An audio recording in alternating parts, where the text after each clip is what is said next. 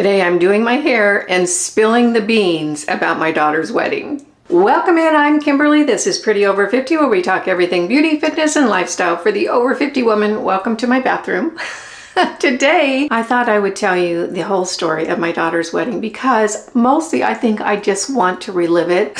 So come along with me. I just have so many happy memories from that event. In addition, I'm going to be doing my hair and trying to do both at the same time, so wish me luck. If you're new here, I hope you'll consider subscribing before you leave and make sure you click that notification bell so you don't miss any of my upcoming videos. And if you want all the good stuff, you might want to sign up for my Sunday morning email newsletter. The link is in the description box down below. Every Sunday morning, clearly, I send out a very short, very sweet, very informative email newsletter sharing all the cool things I found throughout the week. Truly, it is one of the most popular things about my channel, and people are just anxious to get it on Sunday mornings. It's super easy to sign up. You just click the link in the description box down below. Super free, super fun.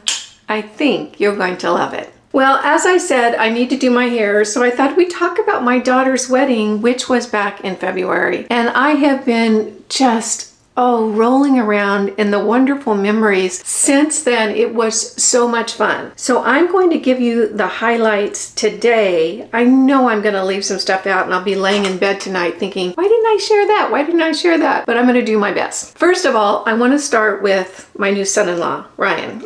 And I'll tell you what, I won the son-in-law lottery with that boy. I just adore him. He is such a good person. And I'll tell you how I very first met him. My daughter had been dating him for a while, and they came up to my place near Lake Tahoe when I was moving to the East Coast to kind of help me with some last minute stuff and to pick up furniture I was giving them and that sort of thing. Well, this is the first time I met him, so I opened the door after they knocked on the door, and he's standing there with a toolkit, and the first thing he says to me is, "What do you need done?" I'll tell you, I fell in love with that boy right that very minute. After he had proposed to Heather, and she had said yes, and Heather and I were talking on the phone, she said to me, "You know, Mom, I really do want to marry him." And my response to her was, who wouldn't? Really, who wouldn't? He is a firefighter, EMT, paramedic, heart of gold, ton of great long-term friends, just really a quality guy. So starting off, I won the lottery with my new son-in-law. He's just fabulous. So let me tell you about the wedding trip. It was in California. The wedding was in Central California, kind of near San Luis Obispo. So if you're familiar with that area, you'll kind of know where we're talking about. And it was a whole week. I went out on Monday and I stayed with my friend Connie, you know, the functional nutritionist that I work with. Her place is in San Luis Obispo. It's stunning property. We had such a good time. I stayed at her place for 2 nights and got to spend some time with her and her husband, who's just lovely. And then I headed over to the wedding area because, so Thursday night was the bridal shower, which was just a crack up. Friday night was the rehearsal dinner, and then Saturday was the wedding. So it was boom, 3 really full days. Now the bridal shower was an absolute hoot. It was a costume shower, and it was at a it was at an elegant restaurant. The town it was in is not real fancy, but this is probably one of the fanciest places in town. And the theme was 80s emo. And we all had to dress up. And my co-mother-in-law, which is what I call her, Cherie, she and I were the only older gals there. All the other gals were younger, you know, like in their late 20s, early 30s. And for us, for Cherie and I, it was a little bit of a challenge to get into the whole mojo of it. But the other girls, I mean, it was just really a fun shower. So everybody came all dressed up. We had a blast. It was really a fun time.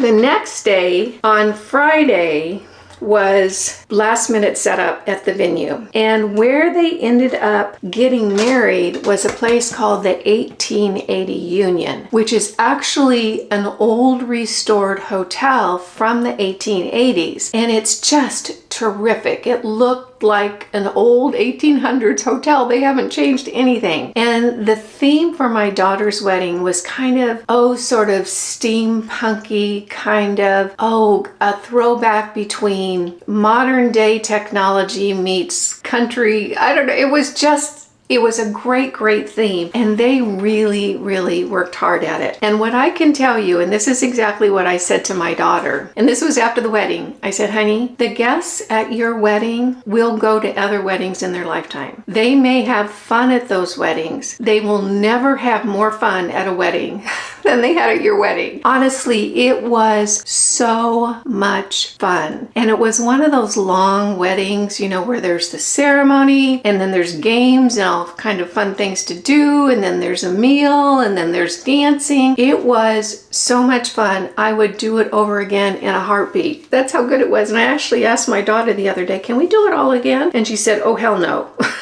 I think it was they were tired. So on Friday, a bunch of us showed up to the venue and did the last minute, putting everything together. And that was a big job because they had so many things going on, so many games to play and little different stations to do fun things. It really was kind of like an adventure park and a wedding in one. So we worked all day setting up the venue at the wedding. And then of course that night was the rehearsal at the venue with a whole bunch of people. And then we just walked down the street to a little local sort of, gourmet pizza shop, pie shop sort of thing, and we had the dinner there. My daughter, you've heard of bridezillas. My daughter is the opposite of bridezilla. That girl is so chill. I have never in my lifetime see her lose it or get stressed out or anything. She just doesn't. She gets very focused and she figures it out, which is a good thing. I mean, she was so chill through the whole wedding, and there were things that happened that could have thrown her for a loop, and they didn't. One of the things that happened is the dress. There were some issues with the dress. Now, Heather's really good friend Cynthia was, I believe, maid of honor at the wedding. I'm trying to remember how everybody was all stacked up there. There was like 8 bridesmaids and 8 groomsmen. And Cynthia is one of those friends that you meet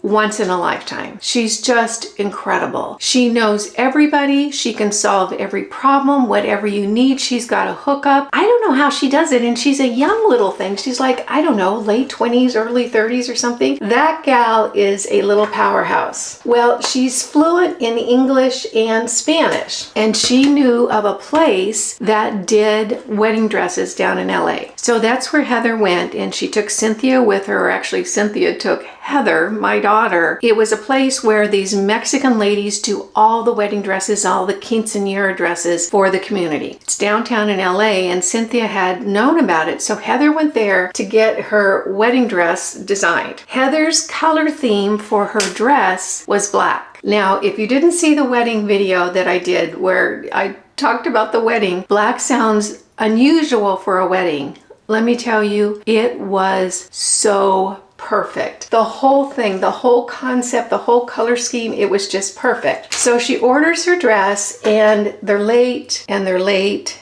and they're late, and they're late. And Cynthia's helping out. Bless her heart. She worked so hard on that wedding. I told Heather, you know, she needs your firstborn. That girl just worked her butt off. So finally, Heather goes in for the final fitting about 2 weeks before the wedding. And guess what? They had done the dress in white. Exactly opposite. And I get it. I can understand how that mistake was made because, you know, who orders a black wedding dress?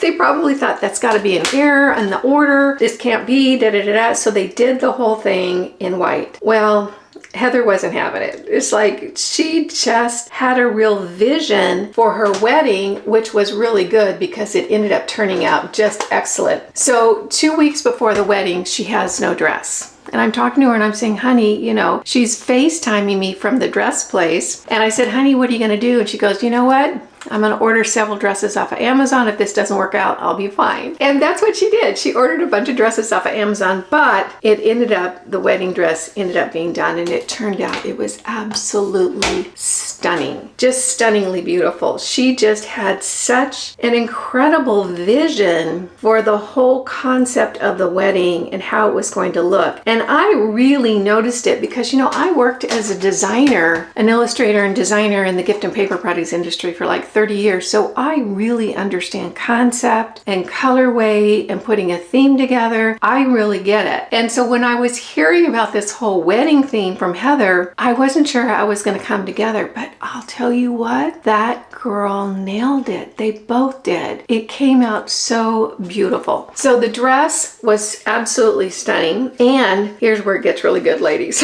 It was all firemen for the groomsmen, all firemen. So tell me, how good is it going to a wedding with 8 firemen groomsmen? I mean, it really is a law that firemen have to just be handsome and hulking and the whole thing. So that part was fun, but it gets even better. All the groomsmen were wearing kilts.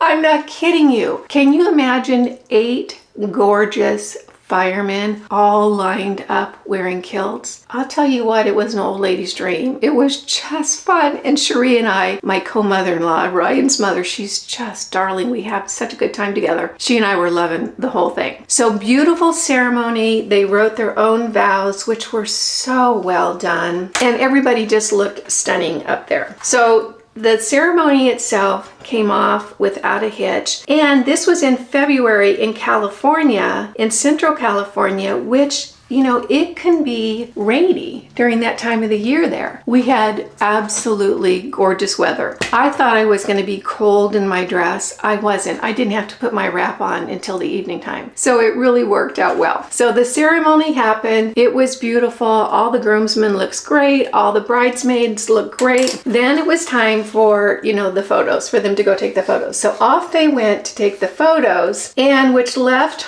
all the guests, you know, to do stuff. Well, they had not forgotten anything. They had so many fun activities for the guests at the wedding. They had a violinist that was walking around playing violin music. They had a scavenger hunt, which Cherie, my co-mother-in-law, was in charge of, which was so fun because it kept everybody all engaged and all busy while the photos were being done. It wasn't like you were just sitting around having drinks and, you know, waiting for the music to start. It really was a fun time. And then in addition to all the different things they had a caricature artist, so you could sit down and have your caricature done. And then this was one thing I thought was such a crack up. At every table, you know, it was a sit down dinner, family style dinner. At every table, there was a bowl of Legos, and they had a Lego building contest. So everybody at every table got a bunch of Legos and they could enter the Lego building contest. And people created the coolest things with their Legos.